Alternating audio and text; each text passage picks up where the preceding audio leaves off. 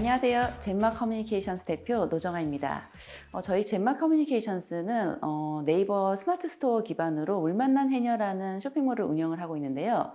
이 물 만난 해녀는 간편하고 맛있고 신선하고 건강한 수산물을 소개시켜드리는 수산물 큐레이터입니다.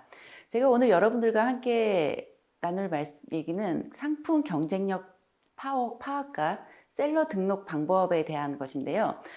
상품 경쟁력이라는 것이 우리 제품이나 우리 브랜드가 명품 이상의 가치를 가지고 있어서 그냥 존재 자체만으로도 빛이 나는 그런 브랜드가 아니라면은 내 상품의 경쟁력은 찾아서 발견하고 전해져야 됩니다. 그래서 오늘은요, 첫 번째 상품 경쟁력은 만들어지는 것이다 라는 주제로 경쟁력을 어떻게 만드는지, 두 번째로 상품 경쟁력은 존재하는 것이 아니라 발견하는 것이다 라는 주제로 발견을 하는 방법, 그리고 채널별 셀러 등록 방법에 대해서 알려드리도록 하겠습니다. 자, 먼저 질문을 드릴게요. 여러분, 여기 사과가 3개 있습니다. 여러분이라면 어떤 사과를 고르시겠어요? 첫 번째 사과는요, 청송사과이고요. 1개 800원짜리 사과입니다. 두 번째는요, 1개 1200원짜리 청송사과입니다. 세 번째는요, 1개에 1800원 하는 청송사과입니다. 여러분께서는 이 3가지 사과 중에서 어떤 사과를 선택하시겠습니까? 자, 두 번째 선택지 드리겠습니다. 마찬가지로 청송사과인데요. 첫 번째는 1개 800원짜리 청송사과이고요. 두 번째는 지금이 제철 당도 12인 청송 꿀사과입니다. 1개에 1200원이고요. 세 번째는 무농약, 화학비료를 사용하지 않은 황순남 씨가 재배한 사과입니다. 1개에 1800원이에요. 자, 여러분이라면 이 두 번째 선택지에서 과연 어떤 청송사과를 선택하시겠어요? 통계에 의하면 첫 번째 선택지에서는 첫 번째 1개 800원짜리 청송사과를 고르신 분들이 가장 많았고요. 두 번째에서는 조금 가격은 비싸지만 무농약의 화학비료를 사용하지 않은 황순남 씨가 재배한 1,800원짜리 사과를 고른 분들이 가장 많았다고 합니다. 우리 소비자들은요, 가격의 비교 대상이 똑같을 때 나에게 주어지는 혜택이 그리 크지 않을 때는 가장 저렴한 상품을 고른다고 합니다. 반면에 나에게 주어진 혜택이 조금 다르게 차이가 있다면은 내 가격보다는 그 혜택에 좀 더 가치를 두어서 가격이 비싸더라도 그 상품을 고른다고 합니다. 네, 이게 우리가 상품 경쟁력을 만들어야 되는 이유입니다. 경쟁력이라는 것은요, 비교 대상이 있을 때 가격이나 디자인, 성능적인 면에서 조금 더 우수하다는 것을 말을 하는 거잖아요. 그래서 제가 오늘 상품 경쟁력을 만드는 방법 3가지를 알려드리겠습니다. 첫 번째는 더하기, 두 번째는 빼기, 세 번째는 바꾸기 방법인데요. 더하기라는 것은 그냥 1+1 행사? 이런 거 생각하시면 되게 편하실 것 같아요. 기존 제품에 옵션을 더하거나 제품을 추가하거나 맛이나 성능을 추가해가지고 조금 더 가치 있는 상품으로 만들어내는 것이죠. 마트에 가면은 우리가 맥주를 팔 때 보냉 가방에 함께 넣어서 파는 경우가 있고요. 마찬가지로 또 맥주를 팔 때 안주를 땅콩이라든지 뭐 멸치 같은 안주를 같이 넣어주는 그런 걸 볼 수가 있습니다. 또 가전제품 압력밥솥이나 뭐 에어프라이어 등 같은 그런 주방 전자제품을 구입을 하시면은 그 제품으로 만들 수 있는 레시피가 같이 따라 나오잖아요. 그런 것도 이 더하기 옵션을 포함시켜서 생각하시면 될 것 같습니다. 앞에 첫 번째 사진은요, 홍어 무침 사진인데요. 기존의 홍어 무침은 그냥 맛있게 양념한 홍어 무침만 포장해서 발송해 주는 것이 대부분입니다. 그래서 우리 사장님께서 이 제품에 조금 경쟁력을 갖추기 위해서 홍어 무침이랑 같이 먹으면 맛있는 이 미나리를 같이 넣어서 함께 발송을 해줘서 조금 더 매출에 큰 효과를 보고 있는 그런 케이스이고요. 두 번째는 제가 판매하고 있는 먹태입니다.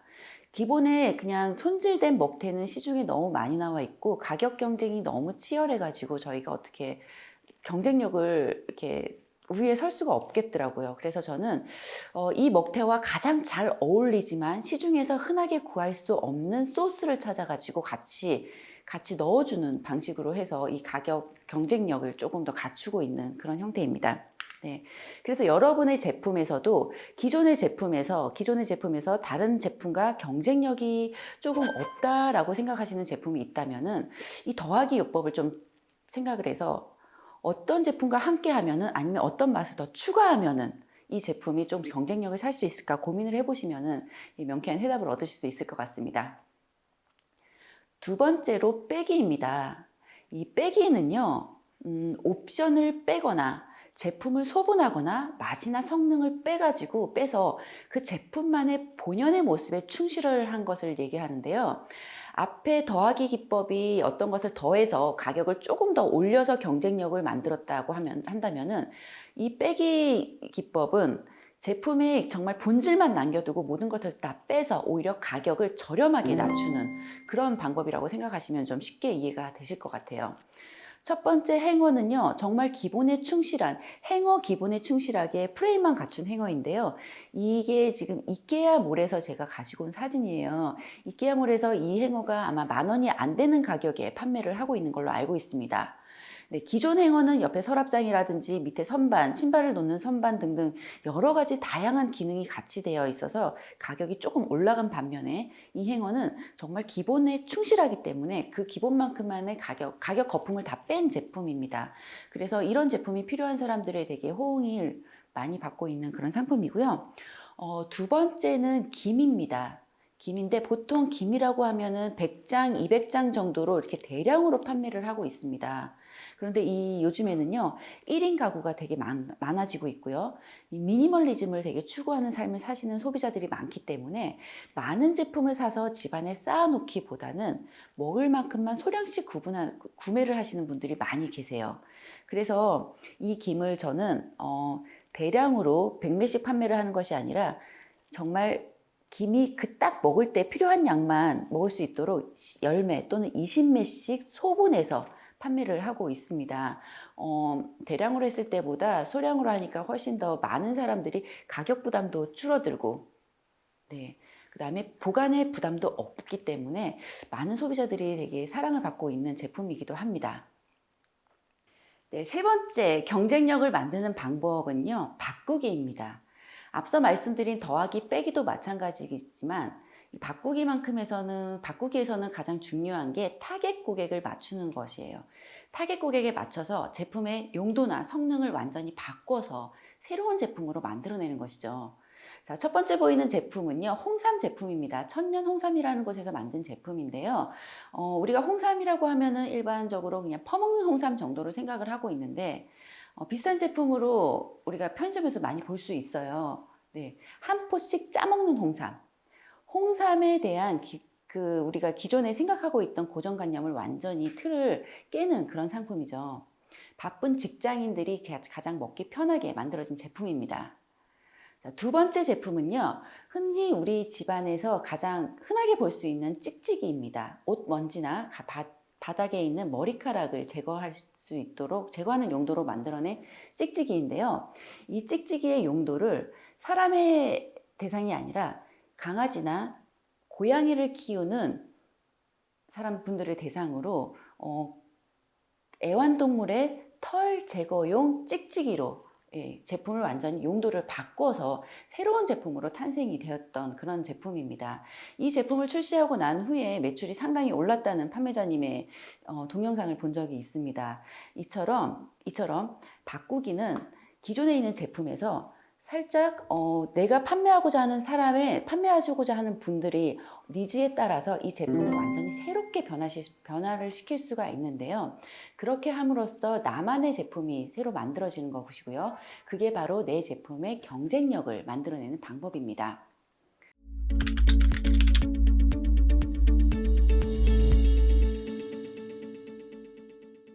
자, 다음으로 경쟁력은요, 존재하는 것이 아니라 발견하는 것이다 라는 것을 얘기를 드리려고 합니다. 가장 먼저 기존에 있는 경쟁력을 발견하기 위해서는요, 내 제품의 특장점을 알아야 되는데, 자, 여기 계신 사장님들께서 판매하는 제품의 특장점을 한번 쭉 나열해 보시겠어요? 네. 맛이나 성능, 원재료, 어떤 것이든 상관이 없습니다. 심지어는 이 제품을 만들기까지 제조 과정에 있었던 에피소드라든지 제품을 만드는 제조자님의 철학이라든지 이 모든 것이 이 제품의 특장점이 될 수가 있습니다. 여기서 한 가지 조심해야 되는 것은요. 이 특장점은 내가 아는 특장점이 아니라 내가 알기 위한 특장점이 아니라 우리 소비자들에게 알려주기 위한 특장점을 얘기하는 것이에요. 그렇기 때문에 우리 소비자들은 초등학교 저학년 정도의 인지를 가지고 있다, 인지 능력을 가지고 있다라고 생각을 하고 특장점이 될 수 있을 만한 것들을 모든 것을 적어주시기 바랍니다. 주의하셔야 될 것은요, 내가 알고 있다고 해서 우리 소비자도 알고 있다고 생각하고 그냥 넘어가는 경우가 너무 많으세요. 한 예로 제가 판매하는 제품 중에 방건조 우럭이 있습니다. 이 방건조 우럭을 생산하기 위해서 이 우럭을 제조 과정을 제가 영상을 촬영하기 위해서 새벽에 우럭 잡는 배에 타서 우럭 목을 따고 직접 방건조 우럭을 손질을 하고 염장질을 하고 말리는 것까지 하루 종일 그 과정을 같이 한 적이 있었어요. 네, 그 전에 직접 손으로 핏기 하나 없이 직접 손질을 한다거나 되게 꼼꼼하게 살아있는 생물을 바로 이렇게 목을 따가지고 방건조를 시킨다거나 이런 점에 있어서는 우리 사장님께서 되게 자부심을 가지고 계셨어요. 그러다가 나중에 이제 염장을 할 때 3년간 간수 뺀 신한 천일염으로 이 염장을 하는 것을 봤습니다. 그래서 제가 사장님 이거 제가 이 소금 포대에 제가 사진을 좀 찍어도 될까요? 라고 여쭤봤더니 사장님께서 이거는 별거 아니에요. 남들도 다 하는 거예요. 라고 말씀을 하시더라고요. 그런데 여기서 중요한 거는요. 그쪽 일을 하시는 분들은 이 3년간 간수 뺀 신한 천일염이 일반적으로 사용되고 있고 이 맛이 뭐 다른 소금보다 일반 소금보다 맛있다라는 것을 다 알고 있지만 우리 소비자들은요. 모르시는 경우가 대부분입니다. 3년간 간수 뺀 소금이 쓴맛이 덜하고 고소한 맛과 짠맛이 있다는 것을 소비자들은 대부분 몰라요. 자, 그렇다면 여기서 3년간 간수 뺀 신한 천일염을 사용을 해서 쓴맛이 덜하고 조금 더 짭조름하고 고소한 맛이 깊이 배어 있는 방건조 우럭입니다. 라고 소개되어 있는 생선이 있고요. 다른 사이트에서는요. 그냥 깨끗하게 손질했어요. 손으로 직접 손질해서 비린내가 나지 않아요. 라고 설명을 했습니다. 자, 여러분 같으면 어떤 제품을 고르시겠어요? 네. 그렇기 때문에 우리가 일반적으로 판매하시는 분이나 제조하시는 분에게는 너무 흔한 일상이 우리 소비자들에게는 되게 새로운 것이 될 수 있다는 것을 꼭 명심하고 우리 제품의 특장점을 좀 나열해 보시기 바랍니다. 자, 두 번째로 타겟 맞춤 셀링 포인트 찾기인데요. 이 타겟 맞춤 셀링 포인트 찾기에서는 우리가 여러 가지 좀 도구를 이용을 해야 됩니다. 먼저 타겟을 알기 위해서는 우리가 흔히 네이버 데이터 랩이나 아니면은 각종 키워드 분석 도구를 사용을 해서 이 타겟 우리 제품을 구매하고자 하는 혹은 검색을 하시는 소비자들의 통계를 볼 수가 있는데요. 흔히 성별, 그 다음에 나이대별, 그 다음에 이 검색 기기, PC냐 모바일이냐 등등을 좀 보는 경우가 많이 있습니다. 여기서 조금 더 나아가서 검색 시간대를 알 수가 있고요. 검색을 장바구니에 담았는지, 검색한 것을 장바구니에 담았는지 아니면은 그냥 장바구니에 구매까지 했는지까지 알 수가 있습니다. 여기서 우리가 알 수 있는 거는요. 자, 예를 들어서 하나 설명해 보겠습니다. 30대 남성이 PC로 검색을 많이 했고요. 주로 점심시간대에 검색을 많이 했습니다. 자, 이 정보를 통해서 우리가 어떤 정보를 유출할 수 있을까요? 자, 30대 남성이 점심시간대에 PC로 검색을 했습니다. 우리가 흔히 무언가를 검색을 할 때 가지고 있는 모바일 폰으로 검색을 하는 경우가 되게 많잖아요. 그런데 이분은 이 제품은 PC로 검색을 했다는 것을 보면은 직장인일 경우가 많다라는 생각을 할 수가 있겠습니다. 직장에서 PC로 검색을 하는 경우는 두 가지가 있겠죠. 첫 번째는 내가 필요한 제품을 PC로 몰래 검색을 하는 경우가 있을 수 있고요. 두 번째로는 회사에서 필요한 제품을 우리가 검색을 한다라고 생각을 할 수가 있습니다. 그런데 보통 첫 번째는요, PC로 검색하기보다는 쉬는 시간이나 잠깐 짬나는 시간에 핸드폰으로 검색을 하는 게 그 정보도 당기고 뭐 결제 정보도 당기고 검색한 것도 당기기 때문에 좀 더 편하게 할 수 있다. 그렇다면은 이 30대 직장인 남성이 오후에 PC로 검색을 한다라고 하면은 이분은 틀림없이 직장에서 필요한 용품을 검색을 했다라고 유추를 할 수가 있고, 우리 제품을 일반인 30대 남성을 겨냥한 것이 아니라 직장인 남성을 겨냥해서 조금 용도를 변형을 한다든지 이 경쟁력을 좀 발견을 해서 새롭게 만들어지는 것도 좋은 방법일 수가 있겠습니다. 자, 셀링 포인트는요. 이렇게 해서 우리 타겟이 정확하게 맞춰졌습니다. 20대 직장인 여성 혹은 40대 주부, 이렇게 셀링 포인트가 타겟 고객이 잡혀져 있다 그러면은 셀링 포인트는 타겟에 따라서 달라져야 됩니다. 만약에 우리가 티셔츠를 판매를 한다고 생각을 한다면은 40대 주부 고객에게 이것을 경쟁력 있는 상품으로 내보이기 위해서는 우리는요, 이 패션이나 이런 디자인적인 것보다는 꼼꼼한 바느질이나 구김이 잘 가지 않고 빨아도 오래 입을 수 있는 견고함, 뭐 등등등을 좀 이렇게 셀링 포인트로 잡을 수 있겠어요. 반면에 20대 직장인 여성을 타깃으로 같은 제품을 경쟁력 있게 홍보를 한다라고 한다면은 이것을 뭐 바느질이나 뭐 구김이 가지 않는 재질 이런 것보다는 언제 입어도 이너로 입어도 되게 깔끔하게 페피의 그런 필을 보여줄 수 있는 그런 핏을 보여줄 수 있다라는 것을 그런 식으로 디자인적인 면이나 옷을 여러 가지 방면으로 예쁘게 입을 수 있고 여러분도 패션 피플이 될 수 있다는 것을 좀 어필을 하면은 조금 더 구매 효과가 많이 높아지겠죠. 또 다른 예를 한번 들어보겠습니다. 벽에 거는 명화라는 상품이 있습니다. 명화.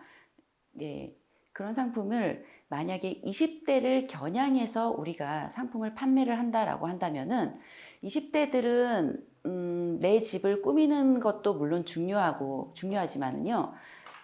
인스타그램에 사진 한 장을 올리는 게 되게 중요합니다. 그래서 인스타그램에서 이렇게 돋보일 수 있는 사진 한 장, 인증샷, 이런 것을 포인트로 해서 좀 제품을 홍보를 한다면은 우리 20대 여성분, 남성분들이 되게 인기를 많이 끌 수 있을 것 같고요. 40대, 50대 좀 중년의 소비자들을 타깃으로 한다 그렇다면은 우리 집을 힐링의 장소로 만들 수 있고요.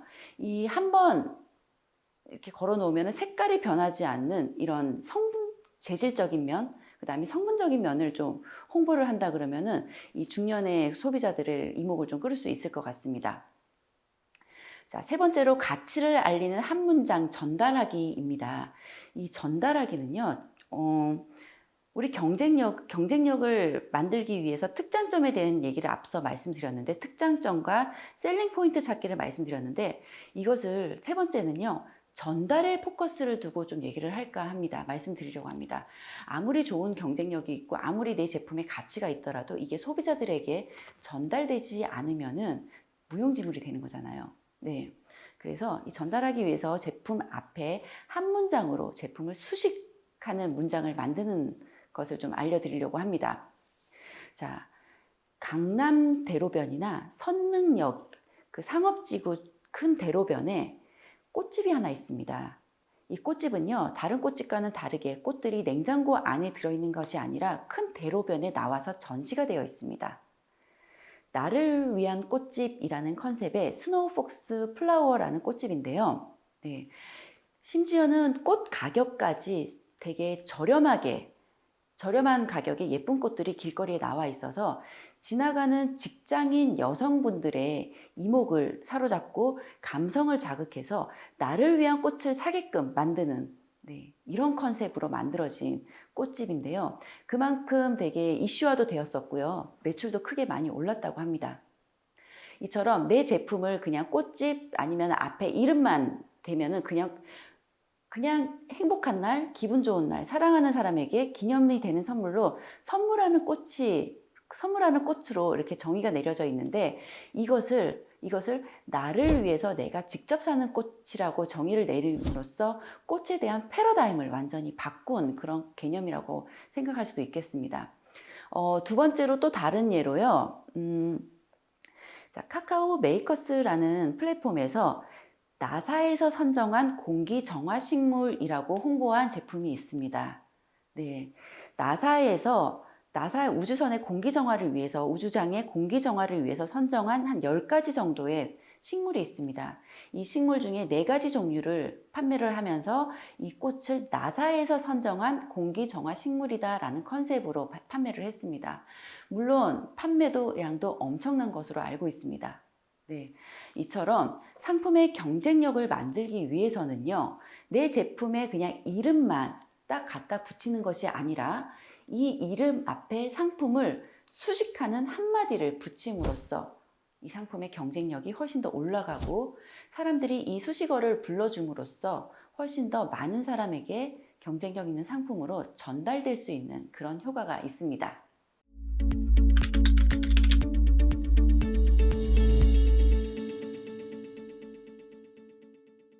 네, 세 번째입니다. 세 번째는요, 채널별 셀러 등록 방법에 대해서 제가 알려드리려고 하는데요. 이 판매 채널은 우리가 온라인 매장이라고 생각하시면 편하실 것 같아요. 우리가 오프라인 매장을 이렇게 오픈하기 전에 상권을 알아보고 부동산에 가서 각종 서류를 내는 거잖아요. 마찬가지로 온라인에도 판매 채널을 어디에 판매를 하느냐, 즉 어느 상권에 내 온라인 매장을 둘 것이냐에 따라서 여러 가지 이런 등록 방법도 달라지고요. 전략도 조금 다른 차이가 있는데 그것에 대해서 좀 알려드리려고 합니다. 먼저 필요한 서류는 공통적으로 사업자 등록증, 통신판매 신고증, 그 다음에 통장 사본이 필요합니다. 이 사업자 등록증은요, 크게 보면은 법인과 일반으로 볼 수가 있고요. 이 일반 중에서도 간이과세와 일반과세로 나눌 수가 있는데요. 이 간이과세는 연 8천만 원 이하 매출을 가진 분들은 이 간이과세로 사업자를 낼 수가 있는데 그 이상의 매출이 난다 그러면은 자동적으로 일반과세로 이렇게 등업되는 그런 형식입니다. 두 개의 차이는요, 부가세의 차이예요. 간이과세는 아무래도 매출이 적다 보니까 나라에서 세금의 혜택을 좀 주는 판매자들이고요. 일반과세는 판매액에 따라서 부가세라든지 여러 가지 세금을 공식적으로 내는 그런 절차입니다. 그래서 처음 만약에 사업을 하신다라고 하신다면은 간이과세로 사업자 등록증을 내어서 신청을 하면은 조금 더 편하고 쉽게 사업을 시작하실 수 있을 것 같습니다. 이 사업자 등록증은요, 홈택스라는 사이트에서 신청을 할 수도 있고요. 거기서 신청을 해서 발급도 받을 수 있습니다. 아니면은 관할 세무서에 가서 직접 신청을 하고 그날 바로 사업자 등록증을 발급받으실 수가 있고요. 통신판매 신고증은 전자상거래를 하는 모든 사업자분들께서는 이 통신판매 신고증을 제출을 해야 되는데요. 민원24라는 사이트에서 신청을 해서 관할 시청이나 구청에 가서 발급을 받는 걸로 알고 있습니다. 통장사본은 대표자 명의의 통장사본임이라면 어느 것이든 상관이 없습니다. 자, 이때 조심해야 되는 거는요. 우리가 상권마다 이 오프라인 매장의 월세가 달라지는 것처럼 우리 온라인 매장도 플랫폼에 따라서 그 수수료가 달라질 건데요. 수수료의 차이 한번 알아보도록 하겠습니다. 가장 일반적으로 많이 처음에 개설을 하시는 네이버 스마트 스토어를 보시면은요. 스토어 개설이라든지 상품 등록 판매 수수료는 무료입니다. 스토어를 그러니까 보증금 없이 우리가 온라인에다가 매장을 연다라고 생각하시면 되고요. 네이버 쇼핑 매출 연동 수수료가 2% 있는데 이게 뭐냐면은 우리가 네이버 검색창에서 키워드를 검색을 합니다. 키워드를 검색했을 때 그 키워드 검색을 통해서 제 사이트를 들어와서 구매를 한다면은 이 매출 연동 수수료 2%가 추가적으로 붙습니다. 예를 들어서 여러분께서 만약에 방건조 우럭을 주문을 하시고 싶어서 방건조 우럭을 키워드를 쳤을 때 이 물 만난 해녀라는 사이트가 검색이 되어지면은 그 사이트에서 구매를 합니다. 그러면은 제가 여러분이 네이버에서 검색을 해서 제 사이트로 들어올 수 있도록 도와줬기 때문에 2%의 수수료를 내는 거예요. 자, 네, 예전에는 네이버에서 카드 결제를 한다든지 무통장 입금을 한다든지 이런 식으로 결제 방법에 따라서 이 차등적으로 수수료를 매겼는데요. 지금은 이게 변화가 되어서 이 업체마다 업체의 매출에 따라서 영세, 중소 1, 중소 2, 중소 3, 그 다음에 일반으로 등급을 매겨서 등급별로 수수료를 차등적으로 적용을 시키고 있습니다. 그게 아마 2.2%에서 최대 3.63%까지 되고 있고요. 이 수수료가 그래서 만약에 키워드를 검색을 해서 내 사이트에서 결제를 한다라고 하면은 2%에서 제 매출에 해당하는 그 영세라면 2.2%가 추가가 되는 거예요. 그래서 총 4.2%의 매출이 수수료가 부과가 됩니다.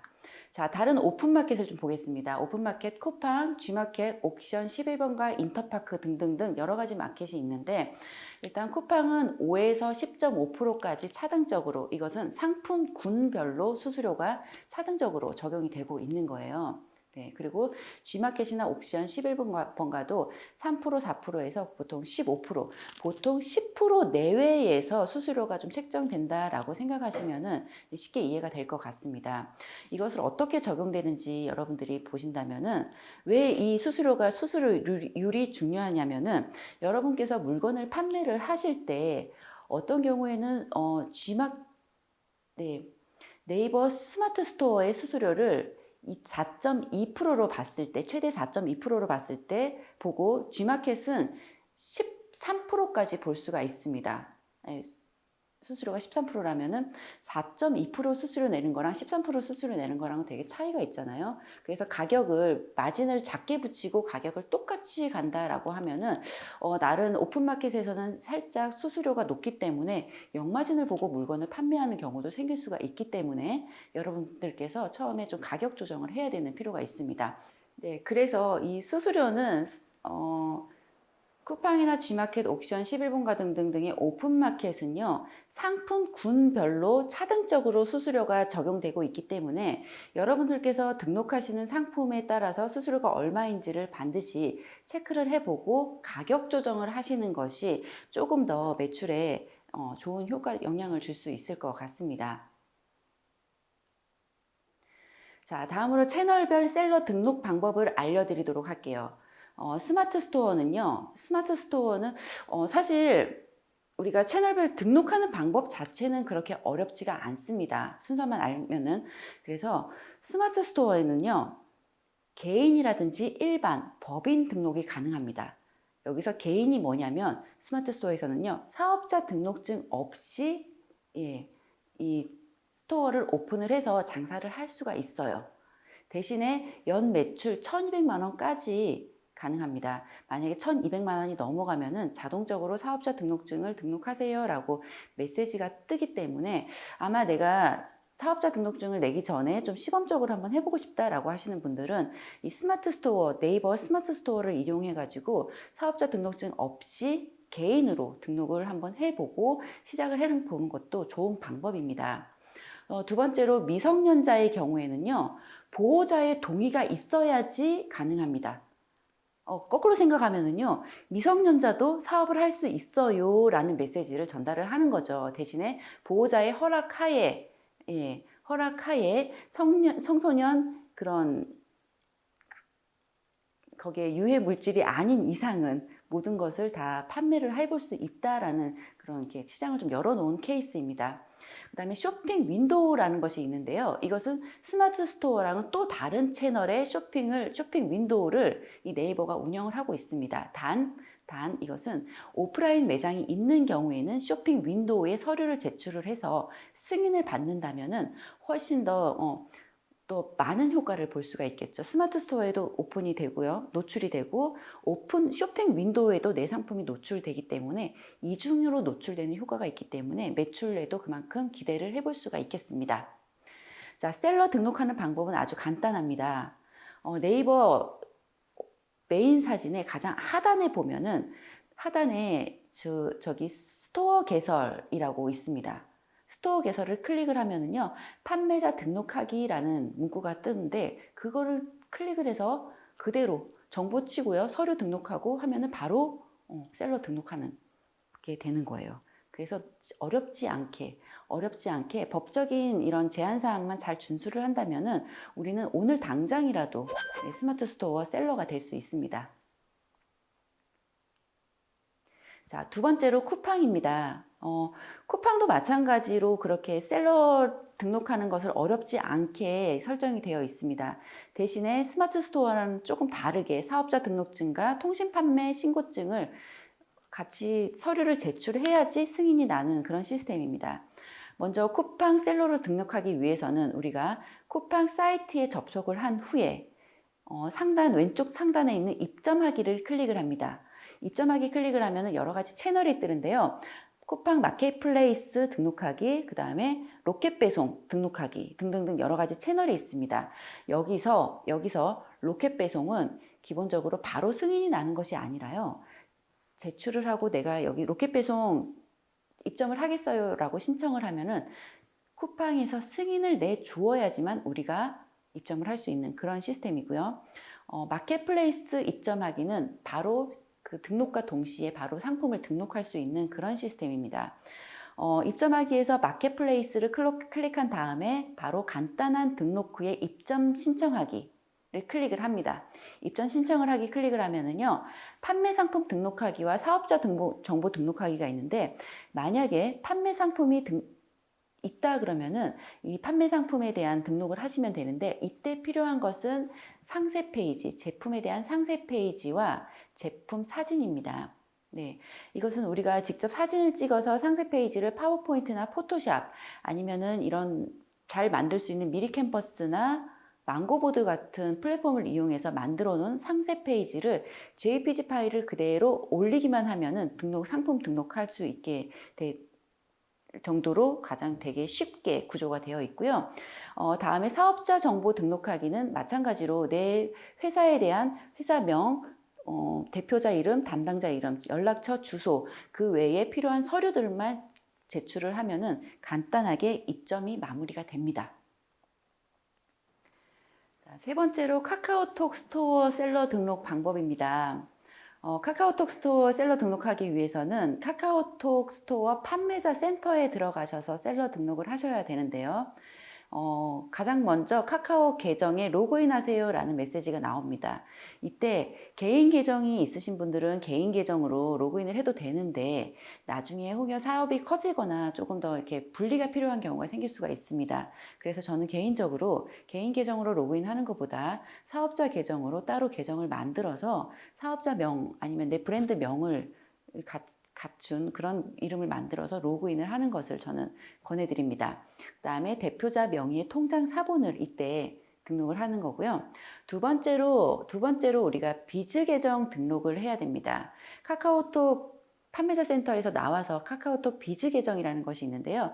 비즈 계정에 등록을 할 때 이때 우리는 사업자 등록증, 통신 판매업 신고증, 대표자 인감증명서 또는 서명사실 확인서 등등등을 이때 제출을 하게 되는 겁니다.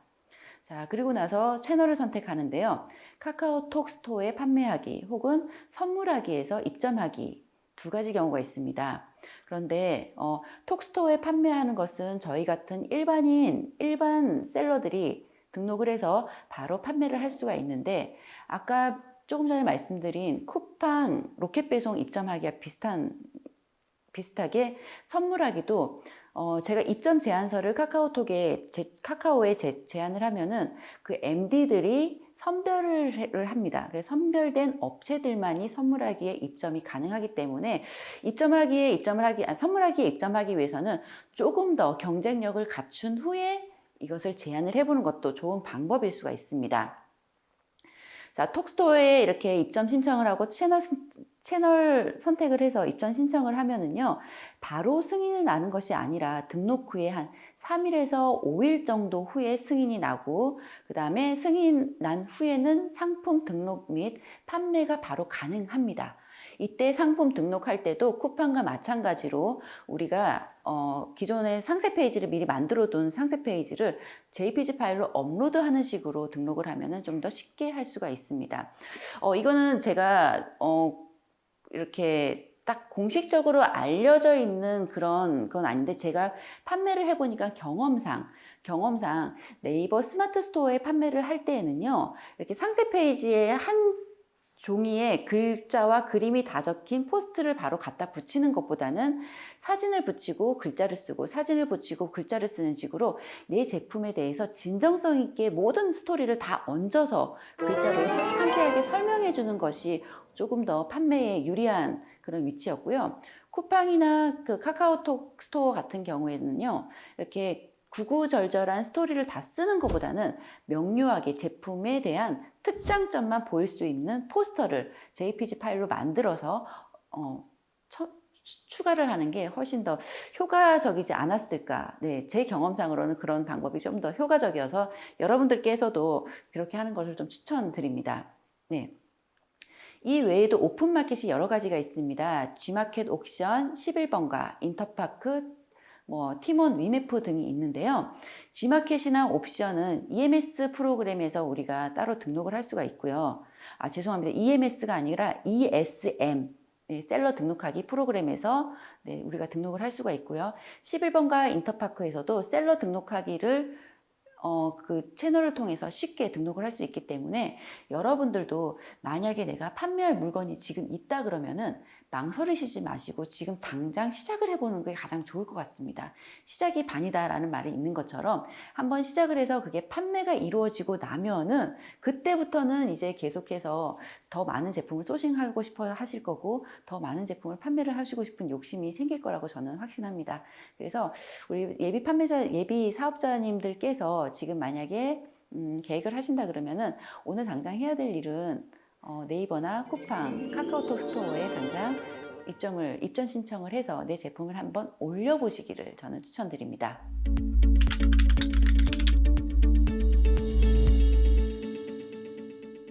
네, 지금까지 제가 상품 경쟁력 만들기, 네, 경쟁력 파악하기와 셀러 등록 방법에 대해서 알려드렸는데요. 들으신 것처럼 그리고 보신 것처럼 셀러 등록하는 방법은 기본적인 서류만 준비가 되어 있다면 너무 쉽게 등록이 가능하잖아요. 중요한 거는 내 상품을 얼마나 경쟁력 있게 만드느냐입니다.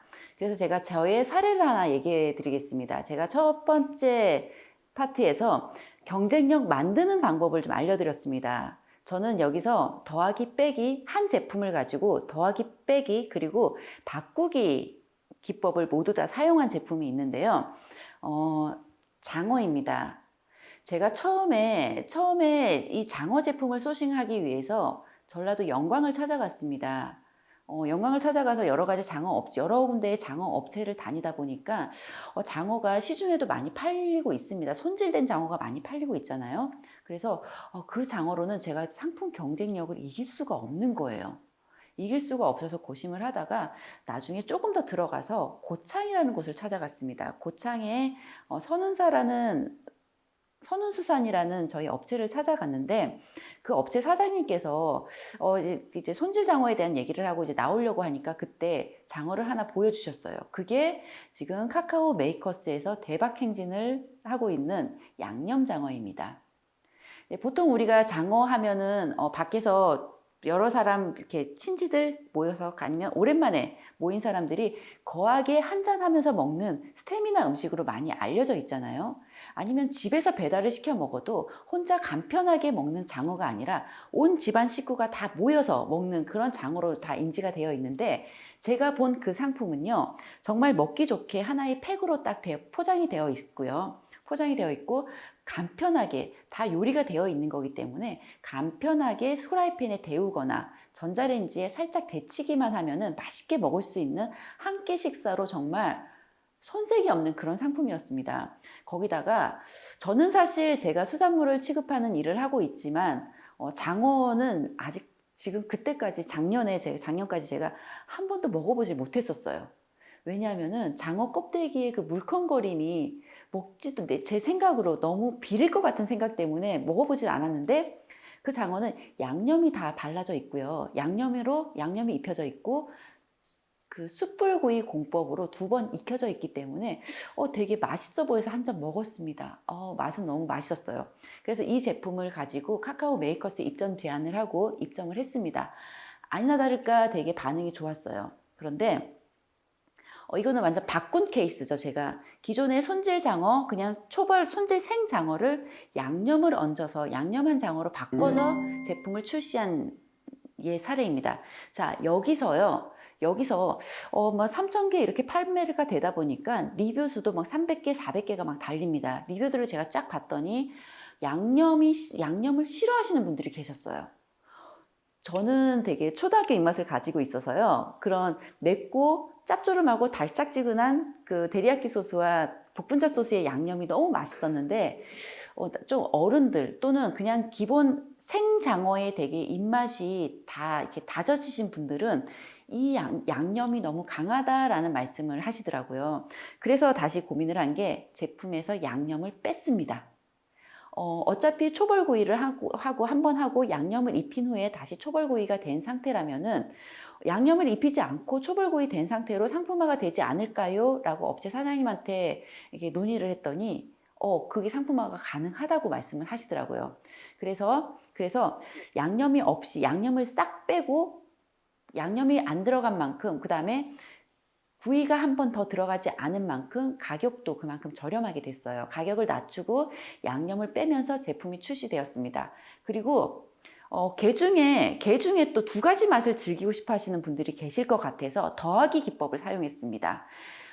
보통 장어에 같이 나오는 소스가 따로 있습니다. 그래서 초벌구이 된 그냥 일반 장어를 한 팩으로 스킨실을 해서 먹기 좋게 한 팩으로 만들어서 기존의 것과 마찬가지로 후라이팬에 살짝 데치기만 하면 먹기 좋게 만들었고요. 여기다가 소스 두 가지 맛 소스를 같이 추가를 해서 판매를 했습니다. 그랬더니 이 양념 장어에서 조금 아쉬움을 느꼈던 고객분들께서 이쪽 장어에 되게 만족을 하시면서 좋은 후기를 남겨주신 그런 케이스가 있습니다. 자, 여러분들께서도 내 제품에 대한 관심과 애정만 있다면은 이 경쟁력 만들기는 너무너무 쉽지는 않지만 조금의 고민과 시간과 노력을 투자를 한다면은 내 제품의 경쟁력은 얼마든지 만들어지고 발견될 수 있다는 것을 여러분들 꼭 명심해 주시기 바랍니다. 경쟁력은 발견하는 것이고 존재하는 것이 아니라 발견하는 것이고 그리고 전달이 되어야 된다라고 말씀을 드렸습니다. 잘 전달된 경쟁력 있는 상품 중에 하나가 홍콩으로 수출하는 딤섬이라는 만두입니다. 이것도 역시 카카오 메이커스라는 플랫폼에서 이렇게 뜬 상품인데요. 호기심을 되게 자극하는 문구였어요. 딤섬의 고장 홍콩으로 우리가 역수출하는 만두를 만든 것이에요. 그리고 맛도 역시 가격도 저렴하고요. 맛도 있었습니다. 그런데 정말 사실은 이 가격과 맛보다는 이 제품은요, 홍콩으로 수출하는 딤섬이라는 수식어 때문에, 수식어가 잘 알려져 있기 때문에 사람들의 호기심을 자극해서 생각보다 더 많은 매출을 끌어올리지 않았나 싶습니다. 이처럼 되게 상품을 수식하는 말도 되게 중요한데요. 또 하나 중요한 게 내 제품의, 내 브랜드의 이름이에요. 그리고 CI 심벌입니다. 저 같은 경우에는 물 만난 해녀라는 이름으로 수산물을 유통을 하고 있습니다.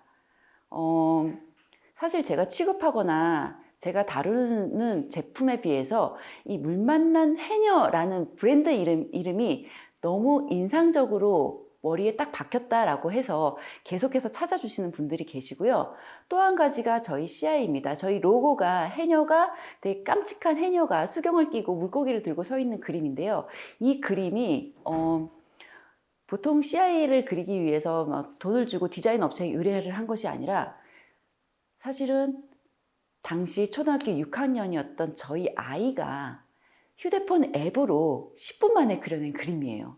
네, 그 그림을 봤더니 너무 귀엽고 제가 추구하고자 하는 그런 브랜드의 컨셉과 너무 잘 맞는 깜찍한 캐릭터라서 이거를 CI랑 이 브랜드 명을 계속 사용하고 있는데요.